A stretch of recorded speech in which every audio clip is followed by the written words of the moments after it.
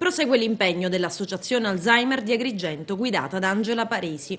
Ieri consueto appuntamento nella sede di Via Dante numero 63 dal titolo Caffè Alzheimer. È un percorso formativo iniziato per i familiari dei malati di Alzheimer e questa sera parleremo di alimentare il cervello, cioè prendere e conoscere tutti quegli accorgimenti che sono utili sul tema dell'alimentazione, che servono per far sì che le capacità residue del malato possano essere mantenute e garantite per un tempo più a lungo possibile. Soprattutto un problema di dieta riguarda anche un fatto preventivo. Parleremo di quello che è l'alimentazione.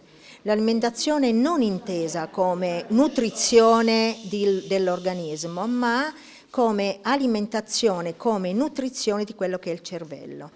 Alcune sostanze contenute negli alimenti, alcuni alimenti specifici, hanno la capacità di andare a stimolare quelli che sono alcuni costrutti cognitivi, quali la memoria, l'attenzione, il linguaggio, la percezione e anche la capacità di provare emozioni.